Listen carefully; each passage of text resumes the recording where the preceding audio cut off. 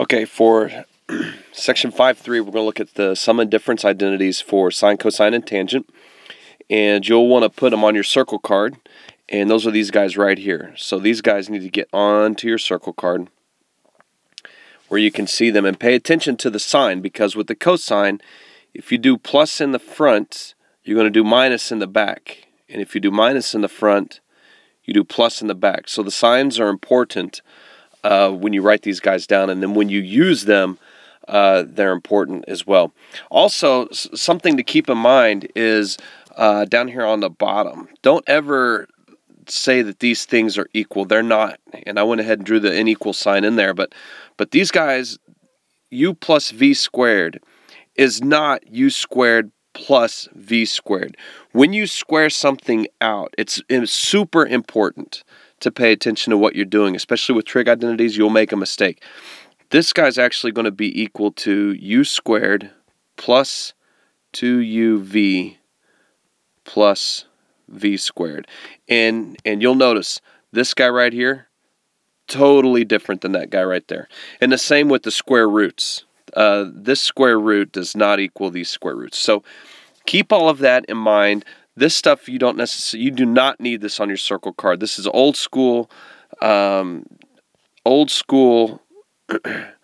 algebra that you excuse me, that you don't need. However, add these guys right here, because we're going to use these guys a lot over the next few days when you're sorting through all these different trig identities. All right, now, one of the things that we can do is we can use the sine and cosine functions and the identities that we just saw to help us determine what the cosine of 15 degrees is. And we can find an exact value, and even better, we can do this no calculator. And I think this is really cool, and it's kind of fun to work out. So just think in your mind, what two angles, either added or subtracted, add up to or subtract to 15 degrees? And you can think of whatever angles you want. And I try to always think of the smallest, easiest angles, and the first angles that come to my mind when I think what minus what or what plus what is 15 degrees. And again, these are angles that are on your circle card that we know. But 45 minus 30, hey, guess what? That's 15. And so what I can do is I can use my trig identity that we just saw, okay, the one that we are just getting ready to talk about with this chapter, with this section. And so I'm just going to go the cosine of, and then I'm going to do my 45 minus 30. And what this is going to end up giving me then, according to my rule that I just wrote down, this is going to give me the cosine of 45 degrees, which is on our circle card, on the unit circle. We know this, times the cosine of 30 degrees. This is also on our unit circle card. We know this, plus the sine of 45 degrees, which we know, times the sine of 30 degrees, which we know. We know all of these things. Nothing here is new. And so we just write down the equality of the value of the cosine, what it equals, cosine 45 degrees. So check it out. Cosine of 45 is the square root of 2 over 2 times the cosine of 30, which is the square root of 3 over 2, plus the sine of 45, which is the square root of 2 over 2, times the sine of 30, which is a half. Now, don't forget what you've already learned. When you're multiplying fractions, you multiply straight across the top and straight across the bottom. And when you multiply fractions, you multiply straight across the top and straight across the bottom. Okay? Do not cross multiply. This is bad news to do that. And so what you're going to end up with then is you're going to end up then with fraction, and that's okay. And you're going to end up with the square root of 6 over 4 plus the square root of 2 over 4. And some math people like this, some don't. The other way that you could see this answer, which most people will agree will be acceptable, is going to look like this. And that's how you use the sum and difference identities for cosines. It's really kind of a cool deal. Well, let's prove these two sides. And when you're proving that two sides of a trig identity are equal, then we have to stick with some basic algebra. And when we do this basic algebra, basically we're using our trig identities in algebra to clean up just one side of our trig function so that it matches the other. And what I would suggest on this, guys, let's start on the left and just work the left only, keeping in mind the whole goal is to get to sine of x. So only manipulate the left. Don't do anything to the right. And what you're going to see right off the bat is I've got cosine of pi over 2 minus x. Well, that's the same thing as, or will allow us to use our sum and difference for cosine. And so what this is going to end up being is cosine pi over 2 times cosine x. And again, pay attention to the sign. If I'm subtracting inside the cosine, I add the next part. So plus, it's a terrible plus sign, plus the sine of pi over 2 times the sine of x. And the cool thing about this is we know angles for pi over 2. We know what the sine and cosine are.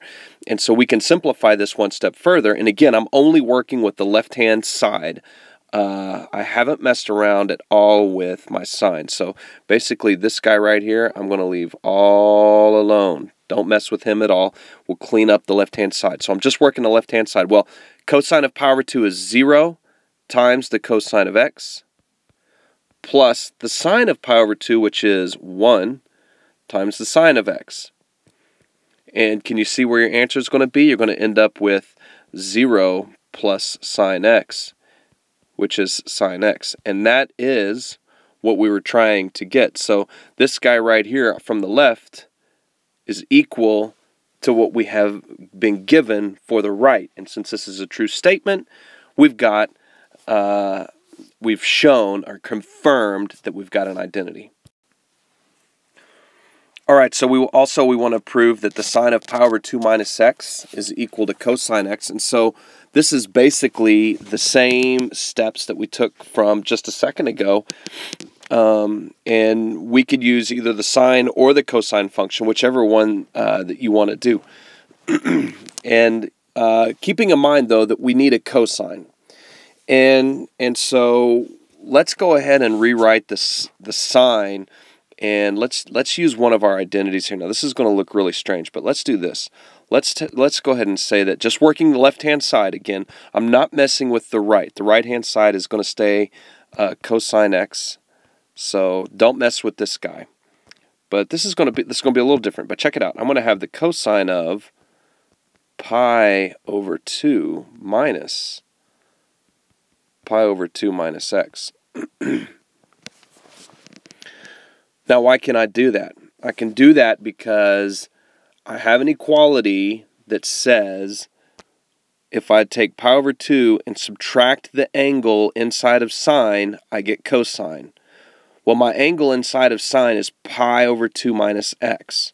So if I take pi over 2 minus pi over 2 minus x, I get an equality statement for the sine.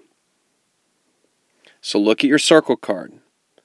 The cosine of pi over 2 minus x is equal to the sine. Here's my x. So this is a really interesting problem, I think. And then now what happens? Well, it cleans up really nice because now I've got the cosine of pi over 2 minus pi over 2 plus x. And guess what? Pi over 2 minus pi over 2 cancels out. So these two guys go away, and I'm just left with cosine x. And I've got a proof, and I only manipulated the left-hand side. I didn't take any steps with the right-hand side. So that's kind of a cool trick. Okay, so we're going to write as a single angle these three different things. Well, get your circle card out, look at your identities, and if you have sine 22 cosine 13 plus cosine 22 sine 13, which angle are we talking about, sine or cosine? And if you have sine cosine, it's going to be a sine. So we're going to take the sine, and then you look at what's going on in between. And you got a plus here. Well, when you deal with the sum and difference identity for sine, if it says plus in between your angles, then you're going to plus when you add the angles together. And so I'm going to end up with then the sine of 22 plus 13, which is equal to the sine of 35 degrees. And it's just that easy. Find where it matches on your circle card. Well, if I've got cosine, cosine, and then I've got sine, sine, that matches up the cosine part. So I know that on this particular guy, I'm going to have cosine of pi over 3 and pi over 4. Well, what do I do next? Look at the sign in between. Look at the sign in between. And with cosine, you have to do the opposite. So if I've got a plus here, that means I'm going to subtract my two angles. So these guys are actually going to be minus. And so when you combine your fractions together, you're going to end up with the cosine of pi over 3, which is going to be 4 pi over 12, minus pi over 4, which is 3 pi over 12. You're going to end up with pi over 12. And again, all you're going to do on that guy is just combine your fractions by getting a common denominator. The last guy, again, we don't know exactly what the angles are, but we can determine that we're going to use the sine sum of difference identity because it's got sine, sine, cosine, cosine. Or do we? Well, it's in a different order. And so what we need to think of on this particular guy is that we've actually got negative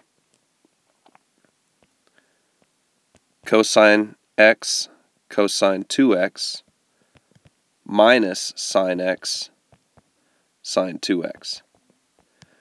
And now by just removing that minus sign, now I've got my cosine function set up and ready to go. So whatever I get, I'm going to put a minus in front of it. Well, look at your middle sign here. I'm going to do the opposite with my angles, so the opposite of the minus, and I'm going to end up with negative cosine of x plus 2x. Okay? And when I do that, what my final answer needs to say is negative cosine 3x. And that's all there is to it. These are really interesting. Don't let them be super difficult and hard, but just one step at a time through these guys till you get them solved. These are nice problems. Okay, so we want to prove that the sine of x plus pi is equal to negative sine x. And use your sum or difference identity for your sine, which is going to be sine x cosine pi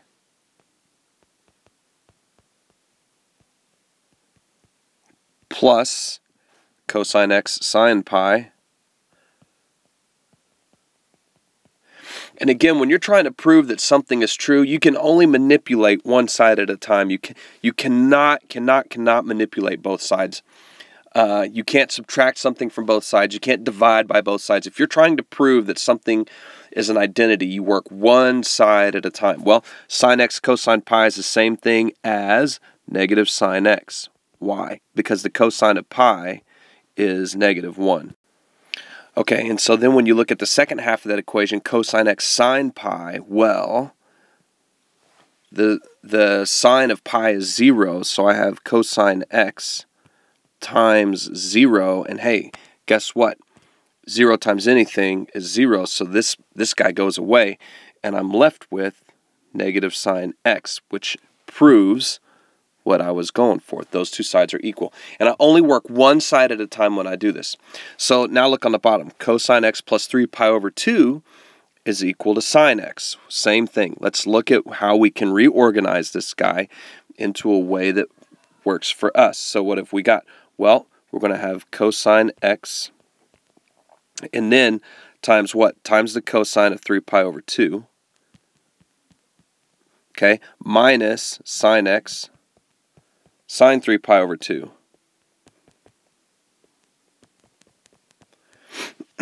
and then use what you know about stuff. So the cosine of 3 pi over 2 is 0.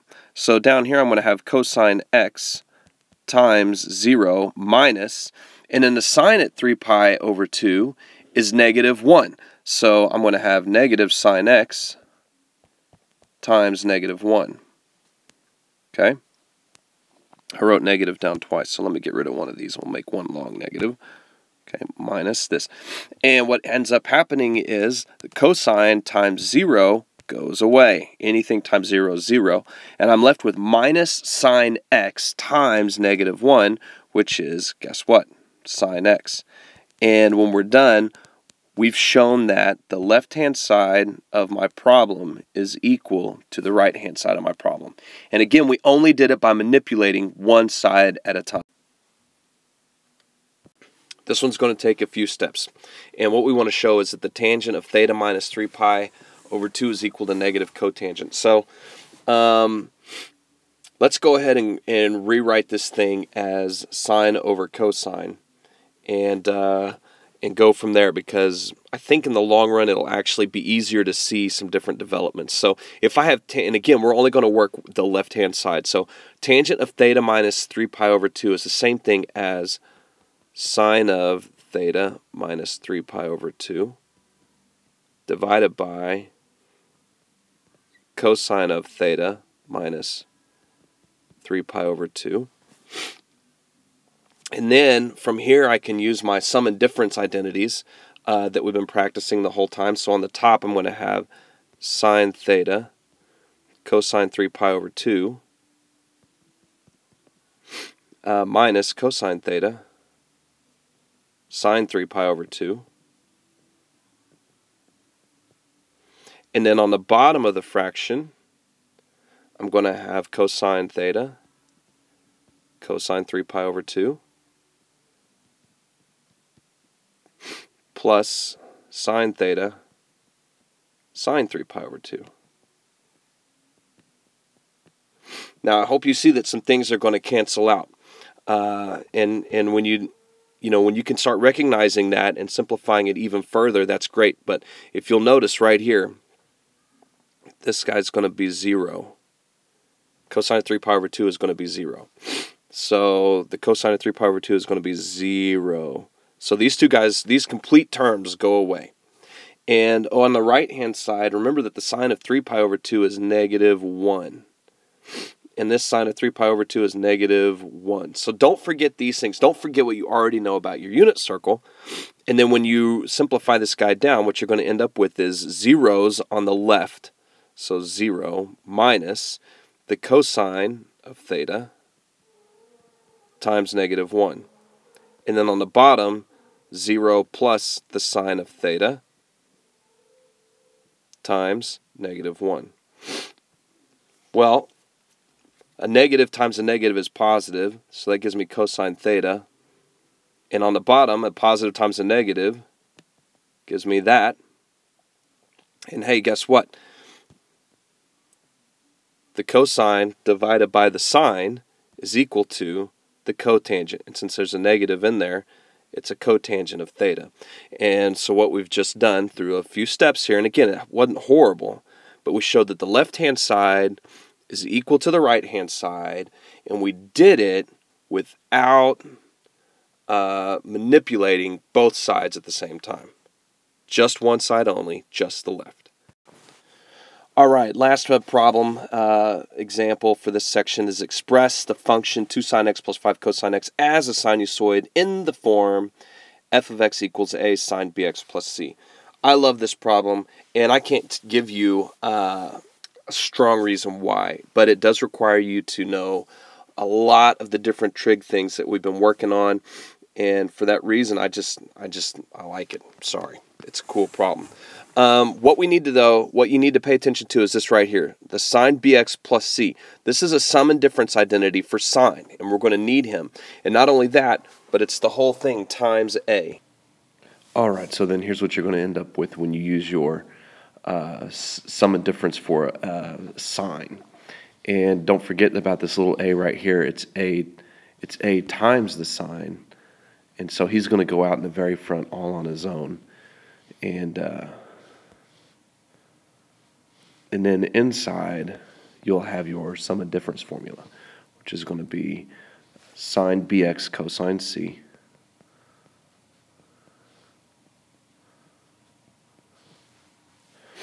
plus cosine bx sine c.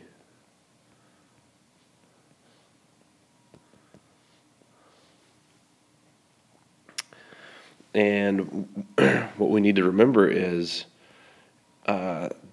with your, well, go ahead and distribute your A. Let's do that first. So you're going to end up with A sine bx cosine x plus A cosine bx sine c. Cosine bx, something's not right. This should be cosine c right here. Should be cosine c. And this guy should be cosine c. All right.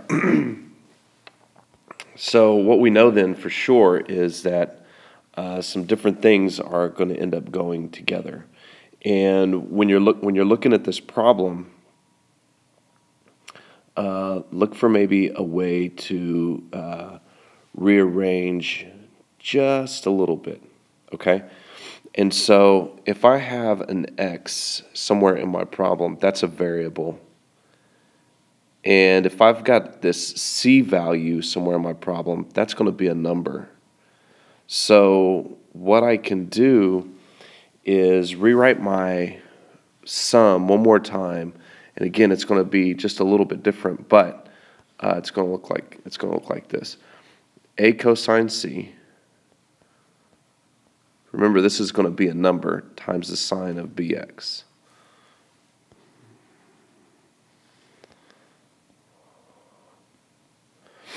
Plus A sine c cosine bx. And the important thing to remember here is that these guys are going to be numbers. And now what you've got is a number and then sine bx. A number and then sine bx. Well, look at what you've got. You've got a number sine bx. You've got a number cosine bx. And so what we're going to look for then is an equality statement that looks like this. 2 sine x plus 5 cosine x. And so when we do this, we could see a couple of things. Number one, that 2 has to equal A cosine c. 5 has to equal A sine c.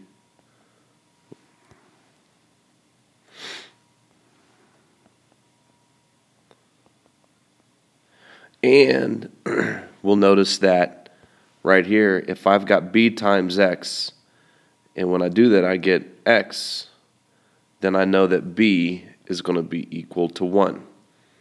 So then I can come over here and say that b is equal to 1. And that just leaves me then just a couple of other things to try and find. And so now what we're going to do is we're going to use some Pythagorean Theorem type of things and some rules of algebra type of things in order to simplify this all the way down and figure out what A should be and hopefully what C should be as well. And so how we're going to do that is if I know that 2 is equal to A cosine C, and I know that that's a true statement, then if I square both sides, and you'll see where I'm going with this in a minute, but if I square both sides, I haven't done anything wrong. I'm still following my rules of algebra.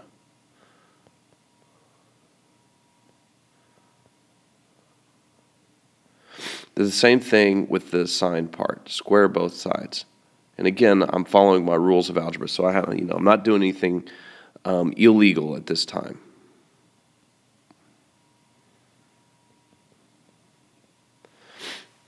And so once I've squared both sides, something else that I can do is I can just go, all right, if I take 4 and set it equal to a cosine squared c, and if I take 25 and set it equal to a squared sine squared c, what if I took 4 plus 2?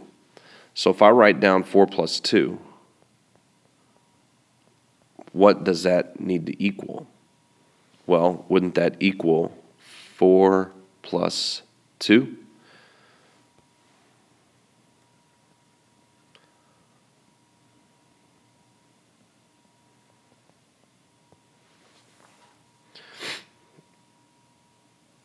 All right, so now that gives me 6 is equal to a squared, and notice we've got an a squared right here and right here, so I can factor him out.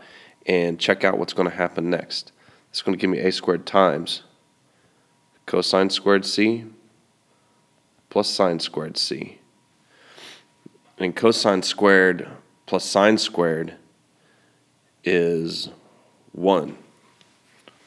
And this should be 4 plus 25 instead of 2. And this should be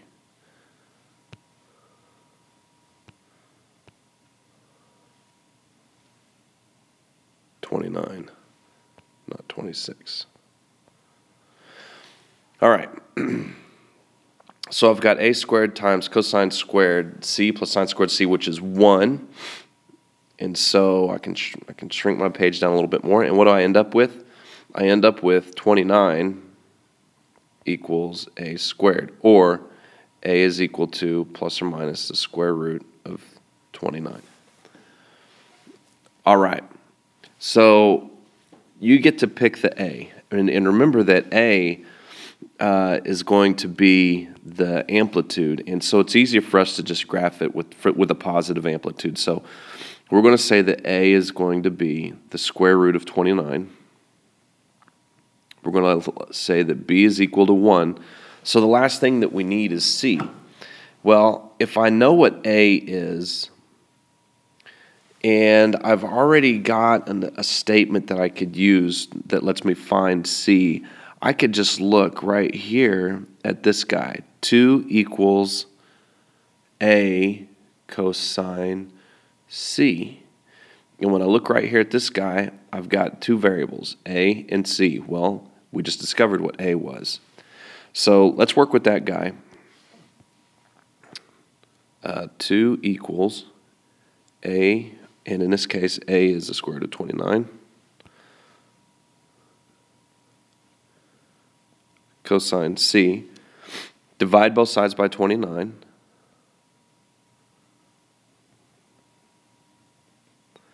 And then how do we handle this situation?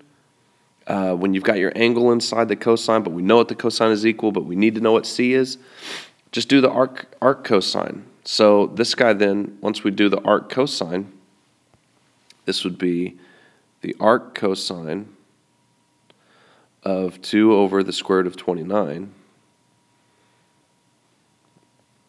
equals c. And believe it or not, this is a good value for c, and it's an exact number. So I could just come up here and now I've got my c part. C is equal to the arc cosine of 2 over the square root of 29. So now I've got a, b, and c. Can I write the equation for this sine? And the answer is yes, I can. The equation is a, square root of 29, times the sine of bx plus c.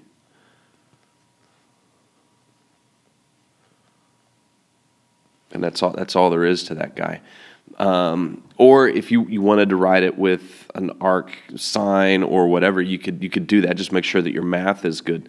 But that's all there is to it. And I love this problem. I think it's a great problem, and it requires you to use several different trig identities to do. And it's one of these problems that you're going to have to do a couple of times to catch the pattern.